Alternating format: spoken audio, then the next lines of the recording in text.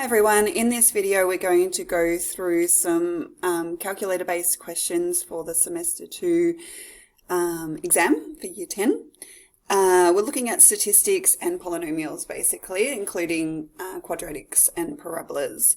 Alright, so the very first question is just entering some data into your calculator and doing a box plot and getting information from your box plot. So the strike rates of 19 one-day cricketers are given below. Use your calculator to construct a box plot for the data and use the box plot on the calculator to help you complete the following. Alright, so on your calculator, we just go into statistics. Now if there's anything there, you can just go to clear all. And it'll clear everything, and you want your list up there so you saw before it wasn't there and now it's there. Alright, so just entering your data into your list. So I'll just move this up a little bit so we can see. Gonna go up. Okay, so I'll just do this while you're doing it too.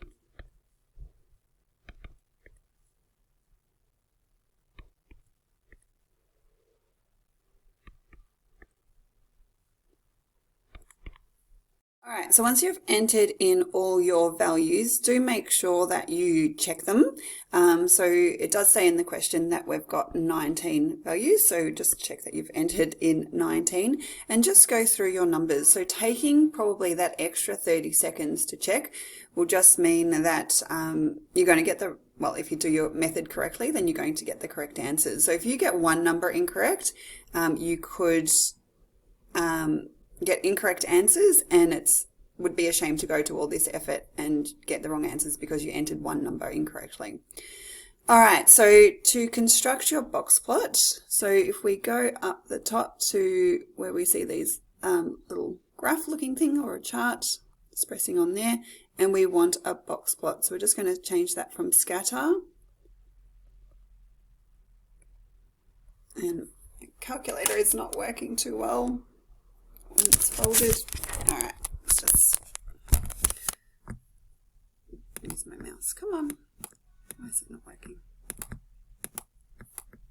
Alright, so just start it again. Alright, so we did put it into list 1 and we want to show outliers. Okay, so whenever we're doing box plots, we do want to show outliers. So just make sure that box is ticked. And you won't be able to see it just yet because you kind of think, oh, well, I just asked you to draw a box plot and you haven't drawn it for me. So we just go to this button up here. All right, and there's your box plot. So if we were drawing that, just make sure you take note of the scale, which is a little bit hard to see down the bottom. But if we go to trace, then your cursor tells you all the values. So you can see there your minimum is 54, your lower quartile is 58, your median is 61. Your upper quartile is 69. Now, that is not your maximum. Your maximum is an outlier if there are outliers present. So you can actually see it tells you the maximum. All right, so don't make that error of thinking that a box plot has its maximum here, because if there is an outlier present, then the maximum is that outlier. All right, so Q1. So just going back to Q1, there it is on the box plot. So that is 58. And the median is there, it's 61. It's really hard, my laptop's up, it's really hard to write on the screen. And then Q3 is 69. Now, if you had to calculate the interquartile range, that's just Q3 minus Q1. Your range is your maximum minus your minimum. What else? I think that's about it. So if you draw it, just make sure you've got the right scale on there as well. All right, part B, complete the following statements. The middle 50% of the one-day cricketers had a strike rate between. So the middle 50%, so your box plot is split up into 4 equal groups. So from your minimum to your lower quartile, that's 25%. Then from your lower quartile to your median, that's 25%, and so on. So your middle 50% is actually this box. Okay, so that's between 58 and 69.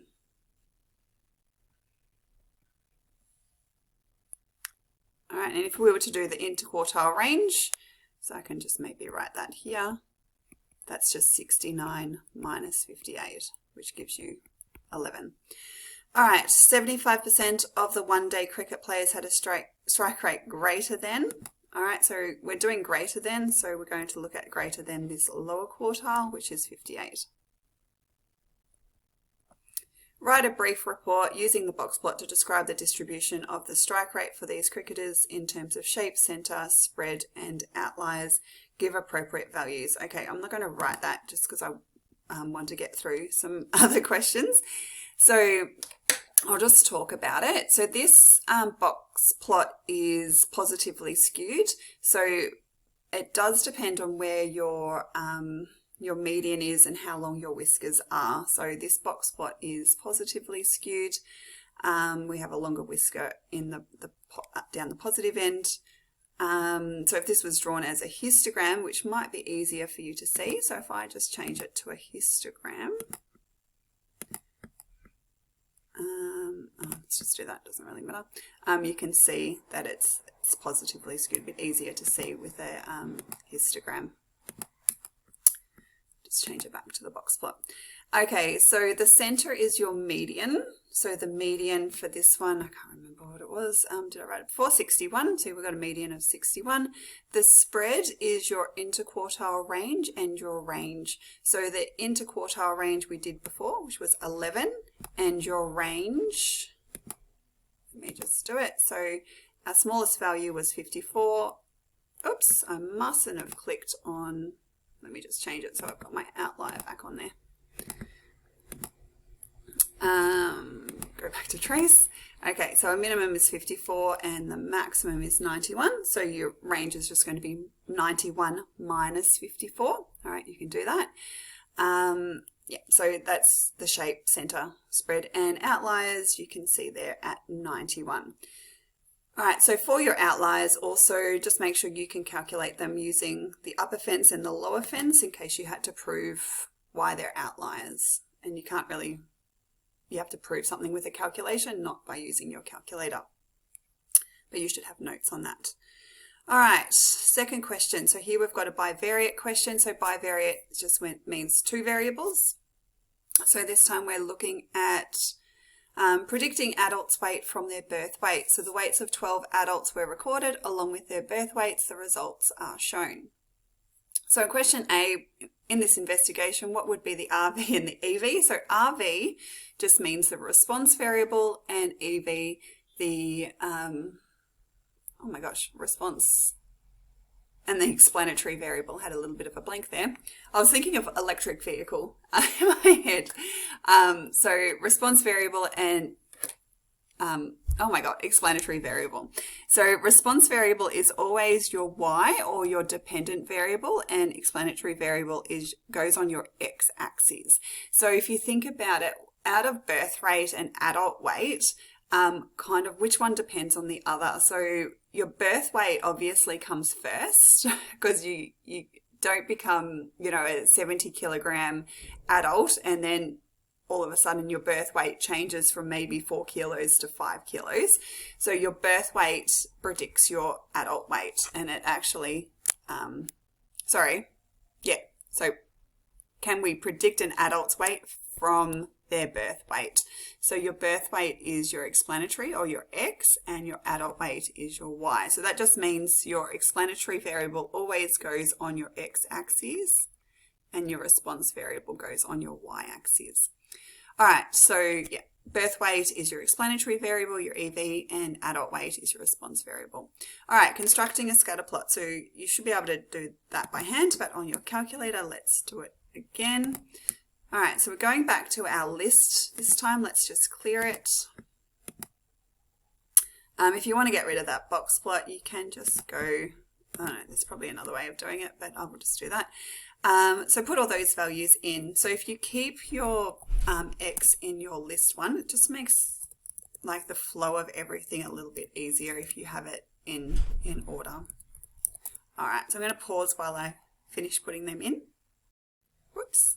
All right, so again, once you've got all your values in, just make sure that they're in correctly.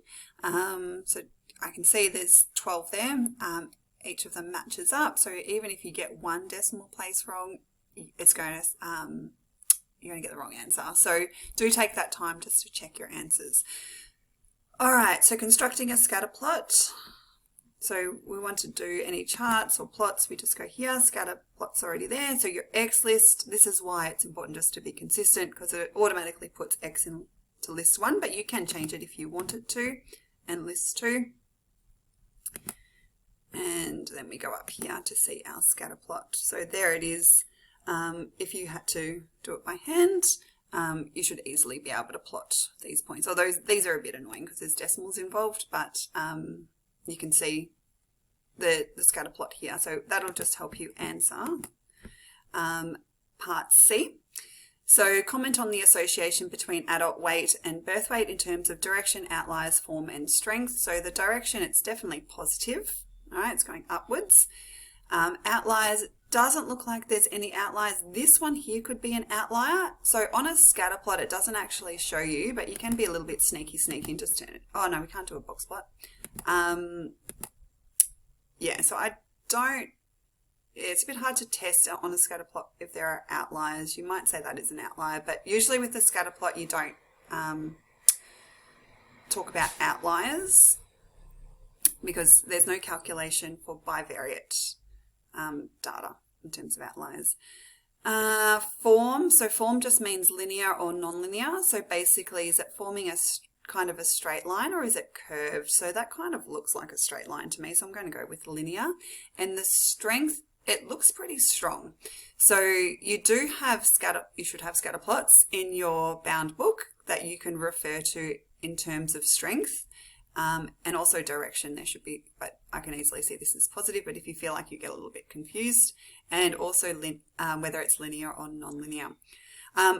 Also with your strength, you can go to, and we're going to do this in a sec, but we'll just do a linear regression now. So just make sure list 1 for X, list 2 for Y. We don't need to do anything else, just go off and off for formula and residual, just makes things easier. And it's this R value that we are looking at. So it's 0.87, so it does fall into the strong category. So you should have an interpretation for R in your bound book. And that just means instead of just looking at it, we can safely say that it is strong. All right, estimate the value of Pearson's correlation coefficient R. Well, I haven't estimated it. There it is. It's 0.87. All right, we usually just do it to 2 decimal or some. Okay, so maybe when you move into year 11 and 12, we'll do it to 4 decimal places, but we're just going to do it to 2 for now. So 0.87 is fine. All right, so part D, determine the equation of the least squares regression line. And it's now asking for R again. All right, so this is where it is with your linear regression equation. So just take note of the format of the equation up here. So in statistics, we tend to do A plus BX with a straight line, because this is a linear regression line is a straight line. And we know straight lines, we have the equation y equals mx plus c. In stats, we tend to just do A plus BX. I don't know why, but if you can see, you can choose to, it just switches the value of A and B. The values are, the equations are exactly the same, it's just the position changes. All right, so we do have to do it to 3 significant figures. All right, so let's just make this maybe a little bit smaller so we can, whoops.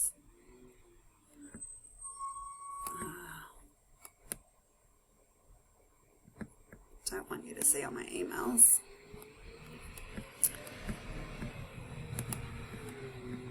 Okay. Now I'm going to write. I just need to flip my laptop over. All right, so we're doing question, what was it? D. So writing the equation. So our equation is in the form y equals A plus BX. Now, when we're doing a question with a context, we don't use X and Y. We've got to use the variables in the question. So Y was our adult weight. All right, then our value of A. Oh, excuse me. Now I'm going to do it to more decimal places up here. and then I'll do the rounding. So 38.3767. All right, we have to do it to 3 significant figures. So significant figures is different to rounding to decimal places. So when we're looking at significant figures, we go to the first non-zero number, which is in this case 3, and then we include 3 numbers. So it's going to be 38 point, and then we're going to just include this first number after the decimal point. So then we've got 3 significant figures. Now, because the next number is 7, we're going to be rounding up to 4, so 38.4. All right, plus, then we got B. So I'm just going to write B here before I round, 5.8668. All right, so rounding to 3 decimal, sorry, not rounding to 3, significant figures, 3 significant figures. So we take the first non-zero number, which is 5.8, and then the next one's going to be 7 because we're going to round up. And then instead of X, we've got birth weight, so times birth weight. All right, and then our R value, we're also rounding to 3 significant figures. So it was 0.87479. So rounded to 3 significant figures. We take the first non-zero digit, which is 8, and then we round, so 875. It's important to note with significant figures, tricky ones could be something like 0.0039264, etc. If you're doing to 3 significant figures, when I'm saying the first non-zero digit, that's going to be 3. So we actually include the 0.00, and then we do the next 3 digits. So it's going to be 393. All right, so if you do have trouble with significant figures, make sure you revise that, because the rounding of this one wasn't too hard, but people often have trouble when the leading numbers are zeros. All right, interpret the coefficient of determination. All right, so we didn't do the coefficient of determination. So coefficient of determination is just the R squared. So you'll do that next year. You don't have to worry about it now. So part F, interpret the slope. All right, so our slope is B. All right, this number, oops, let me just highlight that. So B. All right, so our slope. Now, your slope is your rise over run. So we've got 5.87 over 1. So basically that means as our y goes up, our x goes across by 1. So our y is going up by 5.87. So to interpret that, we say for every, actually, let me change that. All right, so on average, adult weight increases by, all right, so whatever the slope is, so it's 5.87 kilograms for every 1 kilogram increase in birth weight. Now, if your gradient was negative, or your slope was negative, then it's a decrease. What else was I going to say? So we're always going across by 1, all right, and it's just this slope that changes. So whatever your variables are, your response variable is increasing by your slope amount for every time your explanatory variable goes up by 1. All right, I'm guessing the next question is interpret the, oh, it doesn't. Okay, so if we had to interpret the y-intercept, so for this one, your y-intercept, and it doesn't really make sense in this scenario. So our y-intercept for this one was 38.4. All right, but the context for this one doesn't make sense because your y-intercept is when x equals 0. So when birth weight is 0,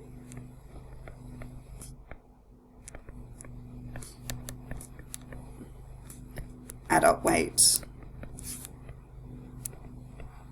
is predicted to be 38.4 kilos. And the reason that one doesn't make sense is because you can't weigh 0 kilos at birth, because otherwise you wouldn't exist. Okay, so that's probably why they haven't asked you to interpret it. But basically, that some scenarios you would interpret, especially if there was time. So what was it on the first day? All right. Use the regression equation to predict the weight of an adult with the birth weight of. Okay, so we're just using this equation and substituting in for birth weight. So we can just go back. You can do it from this screen, but because we've used rounded values, I'm going to go back to my main screen and just type that in. So 38, just put my calculator up a bit, 38.4 plus 5.87 times, and what was the first one? 3. All right, so a baby who's born 3 kilos, it's expected they're going to weigh 56.01 kilos as an adult. It does say round to 1 decimal place, so that would be 56.0. If we were using the unrounded values, so if I go back to my graph, all right, we should be able to go to just trace and type in 3. It's going to let me do that. No. Whoops, I changed that. What am I doing? What was that, 1.9, I think it was. Sorry, guys. Go on to here. Trace. Okay, there we go. There you can see x equals 3, 55.9. So it's using the unrounded value here, whereas in the previous question I used the rounded value. If you were doing 2.5, it's typing in, oops, not 25. Imagine a 25 kilo baby. All right, and then you can see the answer there. So you're probably thinking, well, which one do I use? It would actually, on an actual exam, so your year 12 exam, it would specify to use this equation, not on your calculator. So I would accept either, so don't worry too much for this year. All right, and then I'm going to move on to H. So it is generally considered that birth weight is a good predictor of adult weight. Do you think the data supports this contention? Explain. Well, basically we look at the R value, or the R squared value. So remember we calculated, let's just go back to the linear regression and get that data up. All right, so see the 0.765, so that's quite high. So it shows quite a strong relationship between the two variables, but you don't have to worry too much about that, which is what you would expect. Big baby. I mean, my son was 4.5 kilos when he was born, and he is a pretty big kid. All right, let's move on. Otherwise, I'm not going to get everything done. All right, so now moving into some quadratics. So if we had to do some sketching, so let's go back to the menu screen. All right, so just to graphs. All right, pretty straightforward. If there's something in there, just go to clear that out. All right, and then just type in the equation. You don't need the y equals, so we're just going to do 2x squared plus 3, which is probably pretty straightforward for you. And then we just go to the graph up here. Oh, and you're like, oh my God, I can't see it. All right, so if you can't see it, sometimes pressing this button here, I don't know whether you can see my little cursor.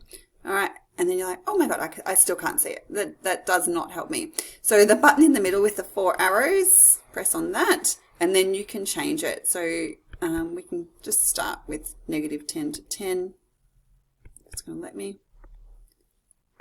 Very annoying. All right, and -10 to 10. And there it is. All right, so there's your graphing. So sometimes you need to change your window. And if you can't see it, don't assume it doesn't exist. Your window would be wrong. And if you're working with really high numbers, just be conscious of what your scale should be. All right, so looking at the features of that graph, so the main thing you would probably need to know is the minimum. So we're just going to go to minimum here, and you can see it's there at 0.3, which is also your turning point. So if you're doing a min or a max, that's going to be your turning point. You might need to know a specific value, so you can just go to trace, and then you just type in your value. So it doesn't actually prompt you. So if I wanted to know when x was 5, I just press on 5. It's going to let me know. Come back. It's frozen again. Just give me a sec. So annoying when I have to keep flipping. All right, so analysis, trace, and then pressing 5, and it'll just come up. All right, and you can see when x equals 5, y equals 53. So you can just substitute it in there. I wouldn't usually do that. Well, maybe I would sometimes. You can then just copy that. So if I just highlight that, you can either do copy and paste from the edit, or on your keyboard you've got a little copy button here, and then if I go back into the main screen, I can then just paste it back in, and then I can say, given that x equals 5, and I can do it that way. And so on your graphing screen, it won't give you exact values. So if you had to maybe, let's do, say maybe 2/3. All right, so something like that, and you wanted the exact value, it would give you this decimal answer on your graphing screen, whereas this screen, you can change it to standard, and it should give you your exact value, which is 35/9. So don't round unless it specifies to round. All right, if you just wanted the turning point without graphing, so remember I've highlighted that and I've pasted it, I've copied it. So I can also just go into calculation and do my minimum there. All right, so just putting your expression in. You may need to restrict your values, okay, because if, especially if you've got a cubic, you might just have to restrict where that minimum or maximum falls between, because obviously it wouldn't be from -infinity to infinity. This one it will, because there's a clear minimum value. All right, so, oops, what did I do? Didn't choose. Let's just do that again. So I think I forgot to choose a value.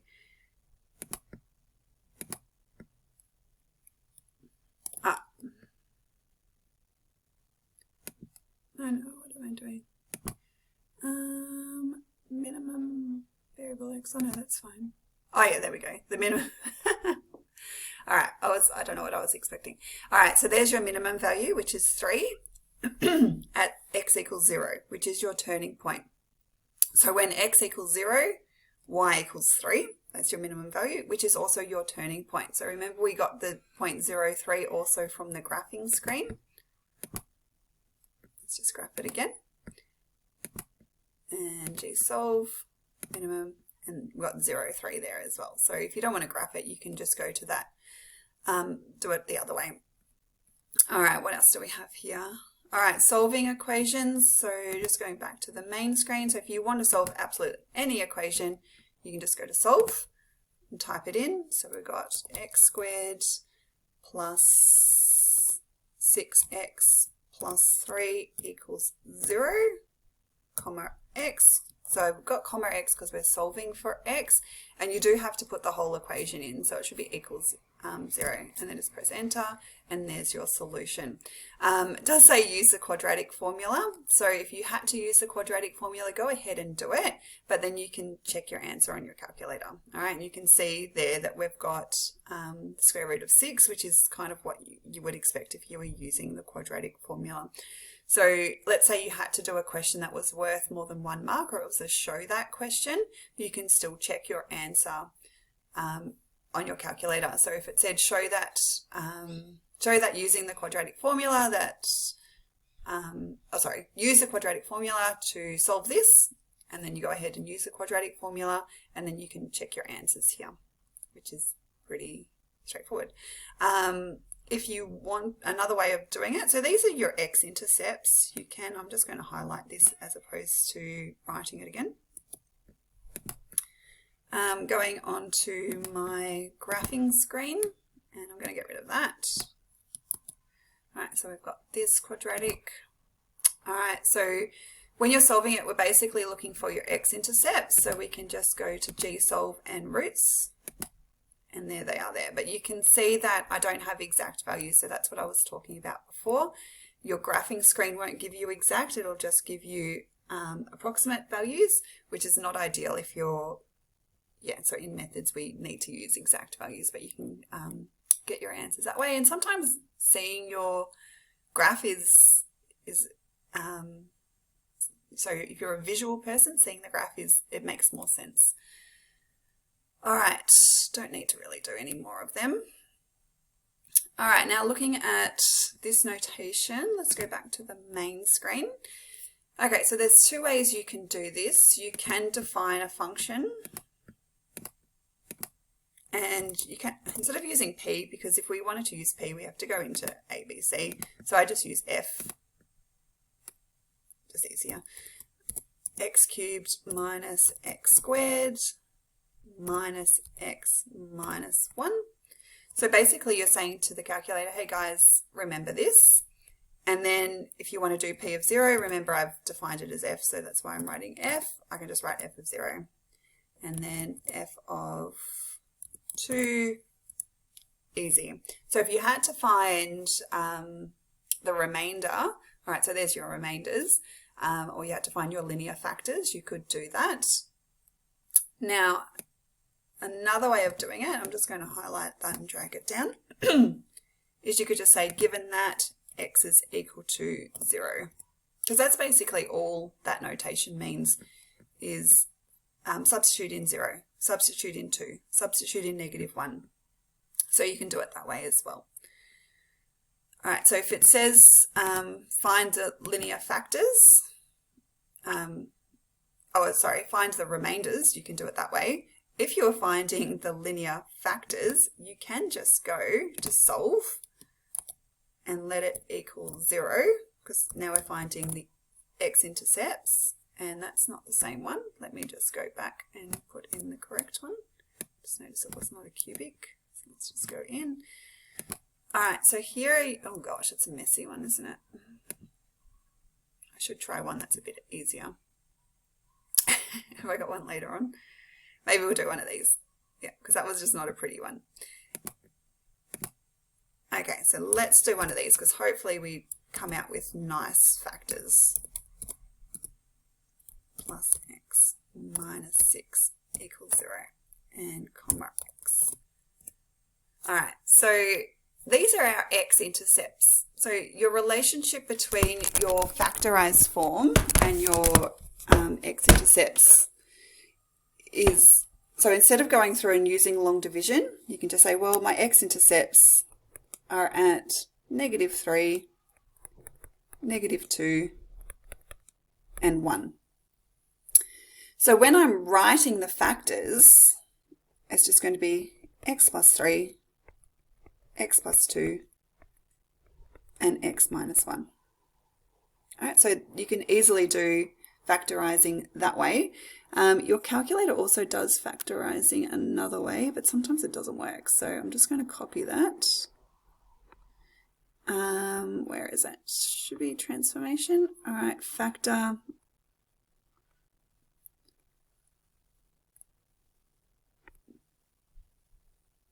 Did it factorize that? Oops, I didn't put it in the right spot. Try again. Factor. All right, just paste that in. All right, so it's also factorized it there. Sometimes it doesn't factorize it, I don't know why. All right, so you can factorize it that way as well. So you can use it to check your answers. Yeah, so if you had to do something by hand, you can use this to know what your answer is and know what you're aiming for, basically. So I've saved that also. Let me just go and show you what the graph looks like. So going back here, let's clear that. All right, and And let's paste this one in.